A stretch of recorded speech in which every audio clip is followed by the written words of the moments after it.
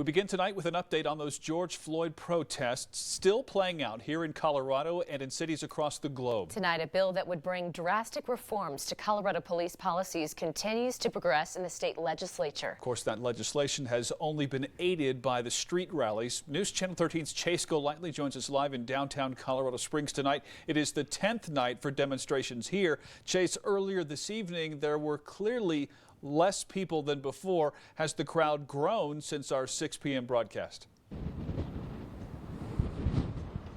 Bart, Heather, the rally actually ended about 20 minutes ago, way earlier than we anticipated. You may remember, even with the curfew in place, dozens of people would gather outside the steps of City Hall until about 12 o'clock at night. But just to give you a look at how many people remain, less than 2 dozen on the steps of City Hall, braving the strong wind gusts that we're seeing here in downtown Colorado Springs.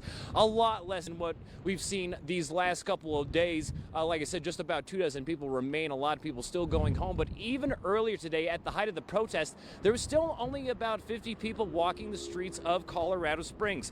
But they did have new allies that joined them today. More than a dozen local attorneys came out here on their own time to not only support the police accountability bill we were mentioning, but also support the rallies taking place here. Today, those attorneys shared with us why they believe this bill is necessary. While the Colorado Springs protest seems to be getting smaller, Monday saw that group gain a new set of allies.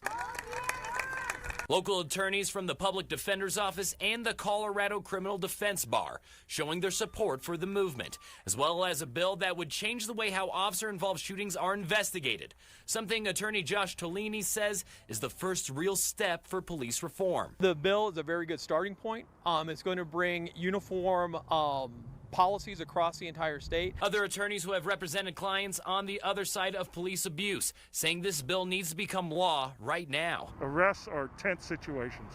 I respect that the police have to do their job, but sometimes it goes too far. Some of the changes SB 217 would implement: a 14-day deadline for releasing body camera footage of violent encounters. Officers can no longer use chokeholds, and a database tracking police encounters and identifying problems as patterns develop. But one of the biggest reforms and the most controversial: officers can be criminally prosecuted for misuse of force. It's doing away with qualified immunity. That means officers really act with impunity and are protected civilly unless there's a case on point that they've done the exact same thing. So it really precludes them from being held. And the only place that people can get justice is in the civil court. And despite pushback from well-known prosecutors like 18th District Attorney George Brockler, these attorneys say this bill should be passed as is. I agree with it 100%. The whole thing should go through as it is currently written. Reminding people that this legislation isn't anti-cop, it's anti-abuse. Police have very difficult jobs, and ultimately we need to support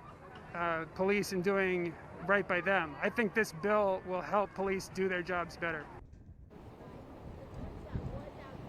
The state Senate will have a final vote on the bill tomorrow. If approved, it will then go to the House of Representatives. Reporting live in downtown Colorado Springs, Chase Golightly, KRDO News Channel 13.